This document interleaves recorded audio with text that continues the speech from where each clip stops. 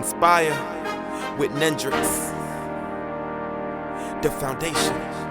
Welcome back to Your Best Life with Dr. Hairston, president and founder of Embracing Arms and creator of the brand movement, #Your Best Life. It is time for our July series where we get an opportunity to talk to college graduates who have matriculated through their institutions within the past 4 years from all over the country, and talking to them a little bit about their collegiate experience and their preparedness for life after college.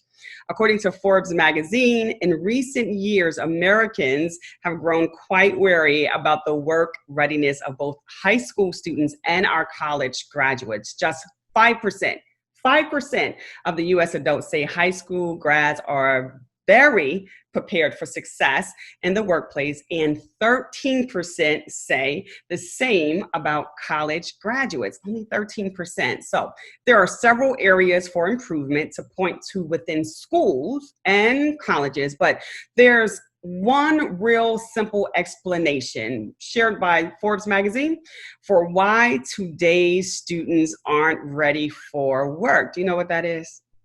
It's because they are the least working generation in US history. Can you believe that? The least working generation.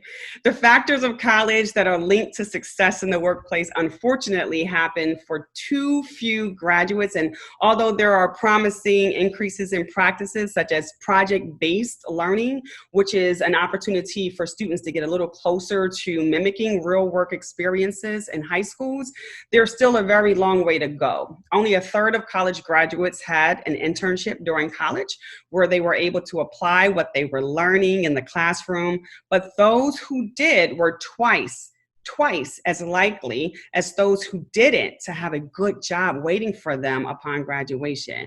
With such a profound relationship, it's fair to wonder why an internship or co-op isn't a required component for graduation. So several years ago, I explored this topic in my research during my doctoral candidacy and found that young people and industry leaders disagree on what are most important skills necessary to be successful at work. So over the next few weeks, we will speak to actual graduates and explore their readiness for the real world. My first guest of this series is Coshai Dorsey. Coshai graduated with her bachelor's degree in 2016 and with her master's degree in human science in 2018. She's actually one of my former graduate students. She is currently a doctoral student and a single aunt mommy living in Houston, Texas. She's also the founder of Noire and Company, which is a luxurious candle company with a fun and exotic twist. Welcome, Coshai, and thank you for agreeing to join me today as we explore college life, life after, the COVID impact on your entrepreneurship and goals and mental health, and your preparedness for the real world post-graduation. How are you today? Yes, I am doing well today. How are you? I'm amazing. I'm amazing. Really well. I'm so excited that you gave us some your time today to talk about, your collegiate experience, your post-collegiate experience, and, your experience during COVID-19 and preparing for entrepreneurship. I know that you're super busy. Many of us thought that working from home would make us less busy, but no, it's increased our busyness. So I really am excited that you gave us a little bit of your time. So I gave the audience just a little snippet of who you are. So maybe we can take a couple minutes for you to tell the audience a little bit about you and your entrepreneurial business. Of course. Well, of course, my name is Coshai Dorsey. I am an entrepreneur, and I say aunt like auntie, but entrepreneur. I enjoy being creative. I have a baby girl, of course, my niece. We enjoy doing creative things together. We enjoy being involved in the community. In fact, I enjoy mentoring individuals. So with actually my doctoral degree, I am working towards behavior health and leadership. And with that, I plan to get our youth involved and see how our behaviors correlate with like our upbringing. So I use a lot of that throughout my daily, like inside my life. And then of course I use that to use my passion with my candles. It's crazy because a lot of the things that I feel that I'm able to be very passionate about, I'm able to use it within my craft. And that's awesome. You know, we talked a little bit about that before getting into this interview about, you know, how important it is to take the thing that you're really passionate about, that you'll do even if you didn't get paid to do, and infuse that in your work. And how, you know, if we stop worrying so much about finding jobs and careers that's aligned with money, that we will realize the money will come, because people buy into the, you know, why you do what you do and the passion that's behind it. And that's something that I follow. Simon Sinek says all the time, you know, when he talks about the why, people really, really follow the why you do what you do, and the passion that's connected to it, and the money will follow. So I'm really excited about your business entrepreneurship, and even my daughter, she's ready to order. Like, she's like, give me my stuff. I need my stuff. So. Yes, that's exciting. Thank you for that. No problem. Well, it's fantastic to hear that you're venturing into that. So I know that you've been out of undergrad for several years now, right? So recently graduating with your master's in 2018. But tell me about your undergraduate experience a little bit. What surprised you during those 4 years? And also in that, tell me about like how did you feel it prepared you, like your preparedness for undergrad? How did you prepare for it so that you can be successful? Of course. Well, my undergrad experience was amazing. But going into undergrad, it was difficult for me because financially, I was not prepared for school. And being that I come from a household that my mother and my father, they did not go to college. So none of my immediate family went to college. So we didn't understand like scholarships and grants and, you know, things that I need to do now to prepare me for college. So when I went off to college, I was alone. And then I was 6 hours away from home. So I had no idea. I didn't know who to ask for help, you know, but it wasn't until later on, I want to say around my junior year, is when I started connecting with faculty members and students who were like-minded.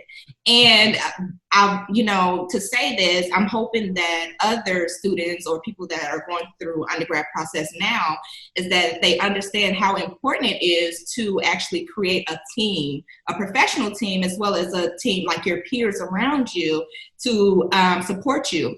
Because, you know, throughout that process, I was very disconnected emotionally and mentally because I was struggling and I was working. So I didn't get to really enjoy the undergrad experience because mentally I was drained, you know. So some of the things, of course, that I felt very unprepared would be finances and how to study. I had no idea how to study because high school was pretty much given to me. So going into a school that's like, oh no, you need to read 6 chapters tonight. I'm like, this is unrealistic. I do not need to do this. I'm just going to read this test.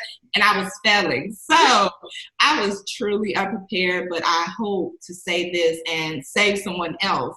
Study, create a team, and just be passionate about everything that you do. Yeah, I think that's one of the things that I'm always, you know, trying to encourage these young people as they're venturing into high school. Like they're all, you know, they think that they're ready until they get there and they're like, oh my goodness, like I didn't expect this. Because like you mentioned, high school kind of held your hand. If you didn't do an assignment, they're calling your parents, you know, they're sending you reminders. They have you on the blackboard, all of those things. When you're in college, it's like, oh, you didn't do your assignment. Okay, that's an F. You know, I'm calling your mom. I'm not giving you a phone call. I'm not doing that. Check the blackboard, check your syllabus that I'm going to give you in September, and you better remember it the entire semester. So yeah, it's getting those study skills together and making sure that you recognize that this is a semi-independent experience, you know, and that they will support you as much as they can, but they're not going to baby you through the process. And so And we know that you graduated from, an HBCU, which is very, very important to us, that people really engage in these HBCUs. And Prairie View A&M University is one of the largest land grant institutions in the country, and one of the first land grant institutions that is an HBCU. So we're really excited to even have you here representing the HBCUs today. I would like to add, it is very critical for me, for you to go to HBCUs. It's so important because at PWIs, most students are just numbers. Mm-hmm. When you go to an HBCU, these professors, they know you by your name. They're not going to call your parents, but if they see you, they will let you know in front of everybody, why was you not in class? Well, what is you doing out here? But you connect with these professors and they give you this love, like it's a parent love away from home. Mm-hmm. Of course, if I cleaned on to you, like, no, you can't go nowhere. So definitely go to HBCUs, support HBCUs. We need more students at HBCUs. Absolutely. Absolutely. So I'm always encouraging, you talked a little bit about how the professors on campus were really, supportive, and kind of they became your aunties and your uncles on campus. And many of them were in your business. Like, what's that? What's going on? That wasn't the boy you was with last week. Like, they will be in your business, right? So you can really appreciate that, because that's where the village starts to kind of reemerge on those campus. But you've also had mentors that try to encourage you to stay, follow your path, and hold on tight, because some students do get discouraged and frustrated and, start thinking about dropping out of school. And so I used to encourage my mentees to get involved in campus experiences, to help them get some grounding, especially opportunities that will help them to develop their soft skills. And we talked a lot about these soft skills in our graduate experience. In my class, when I was teaching, like critical thinking, like conflict management, we talked about teamwork and working together in a collaborative, effective communication skills. We talked about your creativity, you using your creativity for your entrepreneurship. And one of the most critical pieces is ethics, right? Learning the importance and the power of professionalism and ethics. What soft skills do you think was necessary for you to be successful during your collegiate experience? And what programs or people help you to develop those skills? I would definitely say team building. Networking is everything. It is something, when you create a team, it is, even if you don't use those individuals, you will use this for the rest of your life. Like, you have to know how to communicate. You have to know how to do conflict resolution. You have to know a lot. And something in college, of course, it made me successful today, is networking. I don't know how to say it enough, but it will get you everywhere in life. And I think, like I said, I started later on networking, like my junior year. And I had a psychology professor, Dr. Wilson, who was on me, like, get in the programs, get active. I'm like, no, like, I wasn't shy, but I'm like, leave me alone. I don't want to do this stuff.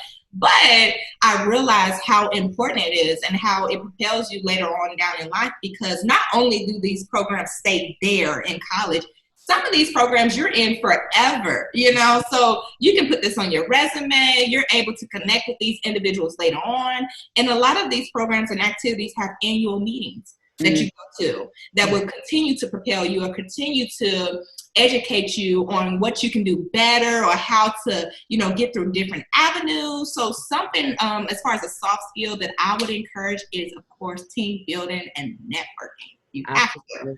Absolutely. Which is, me, every time I would come into a class, I'm like, all right, teams, sign up for your team. All right. And our students would, I don't care who I was teaching. Students would be like, I don't want to do that. No, I don't want to work with her. Yes. It was like, I don't want to be over there because I don't know if they're going to work. Right. But, you meet these people like, oh my gosh, because we learn from each other. Exactly. Like, someone and then they're already here, and then you're here. You're like, oh, we can help each other out. And the great thing is about teamwork is that you learn so many skills in that team experience that you can take into corporate America. There are going to be times where you're holding the load for the rest of the team. There are going to be times where you're just not into it and you just pull back and everyone else is holding the load for you. There are going to be times where you're in a team of individuals who know more than you and you just feel inadequate. Like, why am I in this team? And there's going to be conflict. You don't like that person. I don't even like her. I didn't like her in my last class I had. I didn't like her in the organization that we're in. Now I got to work with her. So that is going to be skills that you have to figure out how to manage through that, because those are the same things that you're going to be faced with when you go out into the real world. And so, yeah, teamwork definitely critical to your development and preparedness for the real world. So in an article that was published in higher education, it's called Inside Higher Education, I read that college students may believe that they're ready for a job, but employers think otherwise. And there was a national survey that was done that found a significant difference in the group's perceptions about workforce readiness. The biggest disparities, so the leadership and the corporations say one thing, and college graduates are saying another thing regarding, their own preparedness and the skills that they had. So the biggest disparities is with professionalism and ethics. There were 89.4% of the students that were surveyed said that they were competent and they were professional and that they were ethical. And only 42% of the employers agree with that statement. What do you believe are the most important skills needed to be successful in the workplace as an entrepreneur? The ability to learn, be teachable. In order to advance anywhere in life, you have to be able to accept constructive criticism. You have to be able to receive some type of feedback to grow. Mm-hmm. So what I would say is an individual have to be able to learn from someone else, because whether you're being like an entrepreneur or you're working for someone, you have to be able to say, oh, okay, I can see how I could have done that better, or I can see how I can go this way, or even ask questions. Hey, what do you think I could have done better in this instance? So I believe, of course, ability to learn. You have to Awesome. So for, and that's critical in every aspect, even, in terms of being in, working in the community, dealing with relationships, like just your willingness to have an open mind and receive information. We talked just before, about people you're going to come in contact with is going to know something that you don't know. And the moment that you decide that you know it all, you stop growing, right? You just like, okay, well, I can't work with you because you think you know it all, right? So I don't want to work with anyone who think they know it all, because it stops movement, from happening. So that's definitely critical in working in those environments. For many of the recent graduates who started out last year as a year of optimism, right, and excitement. They graduated in maybe 2019, and this was their first year of actually being out in the real world. It was quickly derailed with, the loss of promised jobs and maybe summer internships, and many who had been enjoying, as I mentioned, their first full year post-graduation, living outside of their parents' home. They actually found themselves packing up and returning back home. And for some, that was an image of failure. And this was, something that I read in the USA Today, that a lot of students that because of, COVID-19, having to go back home after this wonderful 1-year ride after graduation, or, this wonderful end of the semester, or the end of the fall semester last year, and they were promised these amazing internships. Now all of that is derailed and they have to go back home. And that's just, for them, was like a sign of failure for them. And it was very frustrated. So, for you as someone that had, graduated 2 years ago with your master's degree, and you were preparing this semester for your professional career, looking forward to celebrating your milestones, and, also looking forward to kicking off your entrepreneurship. How has COVID-19 impacted your the entire spring time of this year, and how did it impact your mental health? COVID-19, it's a monster. Okay? Yeah. So COVID literally, it damaged me. Initially, I was in this stuck mode. Like, I didn't know what to do. I'm like, oh my gosh, like, first off, I'm in a house with a child. I'm like, I can't be in here with you every day. We have to go do something. So mentally, as a parent, it drains you because now you have no outlet. You have nowhere to take your child. You have nothing that you and your child can do. So being an entrepreneur, it was tough because everything is closed. Things that I needed to be here to create, I could not get because shipping was behind. People was out of offices. No one was responding to emails or calls. So at first I felt that I was going into depression. I'm like, there's no way that I'm going to be able to do this. And then quickly I'm like, but I have this child looking at me, or I have my mom looking at me. I have someone looking at me and watching me to see how can I handle this, or where can I go with this? Mm-hmm. So I took that avenue because I was actually working on something else. Right. And it was actually my nail salon. So I took that. I'm like, oh, well, this is what I'm going to do. And COVID happened, like, boom, you're not opening up in the summer. So after that, I'm like, okay, then what am I going to do? Mm-hmm. So I actually started taking advantage of the free time that I have being stuck in the house, and I created something that was much more precious to me than my nail spa and then anything that I've ever accomplished, which is my candle line. And so mentally I was crushed. I didn't know what to do. I didn't know where I was going to go. I'm like, look, I got bills, I got a child, I got to eat, but blessings just started coming once I realized that, hey, you know, it's going to be okay. I just allowed God to just use me and just say, hey, look, this is what I'm going to do, and everything is going to work out. So I had to literally have long talks with mentors and blowing up your phone, like, look, I don't know what to do. How does this look? What is this going? You know, so it was tough. It definitely affected our household, but thank God I was able to grow from that and inspire myself because others inspired me. Awesome. Yeah, it's been tough for a lot of, you know, it's been sad for me because there are some small businesses that I used to frequent a lot, you know, Black-owned businesses, small businesses all through the community that I used to frequent a lot. And COVID has really impacted them in such a way that many of them cannot open back up. And they were great businesses, you know, they were small, you know, and they were getting as much support as possible based on, you know, the clientele, their reach. But you know, I can imagine for many of these small businesses, that was their primary source of income. And they worked years and years to get it to where it is. And then it derails that way. And what do you do? And so it can easily lead into anxiety and depression and really trying to find a way to refocus and reboot yourself and just think differently about life, because life is changed forever. Now we have to embrace it and think differently about moving forward. So I'm glad that you were able to reboot and refocus and get back, you know, on your path, but it just looks a little different. So what advice would you give students who are still suffering the impact of COVID-19 as they prepare to return to campus in the fall or, you know, show up for the first time as freshmen? Oh, of course.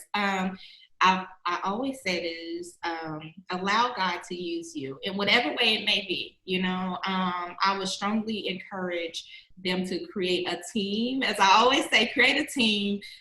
Most colleges, I know Prairie View A&M had a position that was available for anyone who was dealing with anything that was mentally bothering them, emotionally, you know, we had a team set up for us. So I would encourage students to get to know those teams, get to know those individuals, because your best friend is not your therapist. You know, it's not your therapist. Your mom, I mean, we love our parents, but it's not your therapist. So get on a campus and locate an individual that's on that campus that's a professional who's willing to help. And most of the time it's free of cost, I believe. So you're able to go because it's in the tuition somewhere in there. You're paying for it. So you might as well use it and abuse it. So I would encourage these young professionals who are going into, you know, their undergrads or returning back wherever they may be going, to get some help, because whether you think you're going to need it or not, you're eventually going to need it. Exactly. Because COVID has affected us all. And, you know, sometimes I still get bothered by COVID, you know, so going back to school, a lot of things is going to shift. It's not going to be how it once was. It's going to be a lot of social distancing. So I would encourage them to seek some type of help. That way, the moment that they feel down, they're able to be re-encouraged and reassured and re-inspired and continue to move forward so they will excel in life. Awesome. That's great advice. I wish I had that advice going into my freshman year. It's okay. I was going down, like, oh my gosh. So yeah. Yes, I struggled my freshman year, and it always surprises people when I tell them that. I give them my freshman experience. I'm like, listen, I struggled. I don't even know how I made it through my freshman year. Yes. You? I'm like, yes, even me. And so that is some amazing advice to give to our young people, because they are really stressed out. They don't know if they should return to campus. For some campuses that are going to be open modified, with, hybrid classes. Parents are nervous. They don't know what to do. And a lot of these institutions have never been prepared for this type of, crisis. So the plan, putting their plan into place, while you may have it written, it's another thing to actually actualize it. And so parents are asking questions. The responses are coming slow. There's a lot of behind the scenes things happening, and folks are just like, I just don't know what to do. So it's great to have people out there that can offer some great advice for these young people as they transition back onto campus or coming to campus for the first time. So thanks for that advice. So now this is our, speed session. This is where, we get gritty.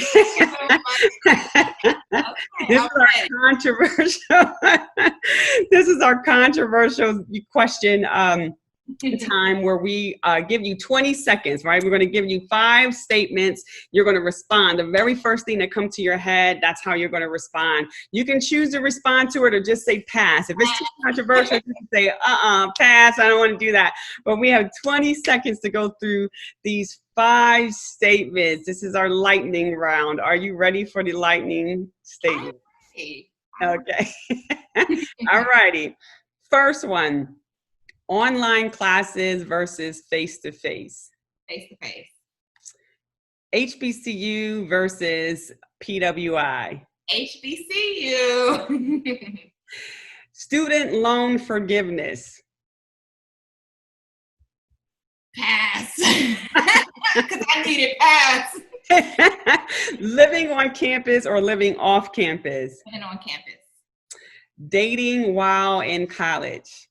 Do not run. Do not enjoy.